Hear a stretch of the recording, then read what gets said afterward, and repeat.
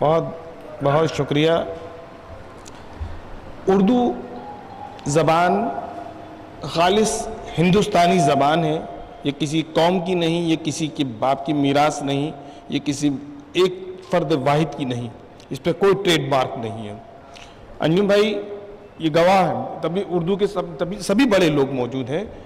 اردو زبان کی جتنی خدمت غیر مسلم شعراء نے کی ہے وہ مسلم نے بھی نہیں کی، تاریخ کتابیں بھری پڑی ہیں، اور اس قدر محبت والی زبان ہے۔ یہ اصل میں ہندوستان کی سرزمین کا رنگ ہے۔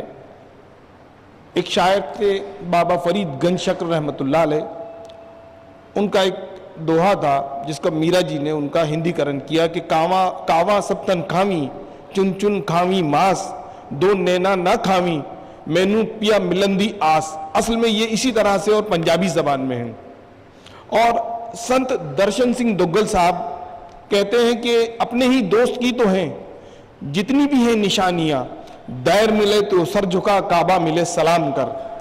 اب یہاں مسئلہ بات خوبصورتی یہ ہے کہ سنت درشن سنگھ دگل صاحب خود سکھ ہیں، بابا فرید مسلمان ہیں۔ ہندو اپنے مردے جلاتا ہے، مسلمان اپنے مردے دباتا ہے، پارسی اپنے مردے کھلاتا ہے۔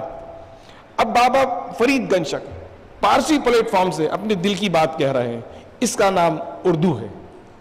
بہرکیف میں اپنی بات کو پھر تھوڑا آگے لے جاتے ہوئے جناب آصف بیاروی صاحب سے گزارش کروں گا کہ وہ تشریف لائیں، اپنے خیالات کا اظہار فرمائیں۔ جناب آصف بیاروی صاحب۔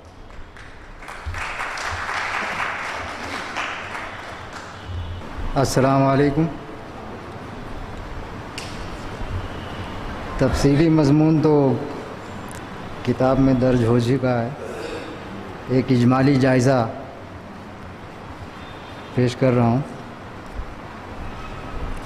حاضر کرتا ہوں کہ چیدانند حال دلم محل ساحل، چیدانند حال دلم محل ساحل کہ ہستم بدریا و تچنا دہانم۔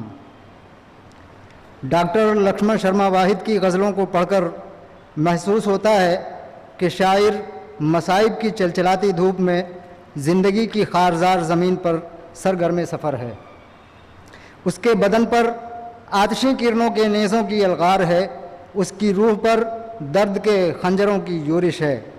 اس سفر میں شاعر کو ہر قدم پر حادثوں کی جو سوغات ملتی ہے، ہر نظر پر بصیرتوں کا جو خون ہوتا ہے، ہر نفس روح میں جو چبھن ہوتی ہے، وہی اس کا زاد سفر ہے اور حاصل سفر بھی۔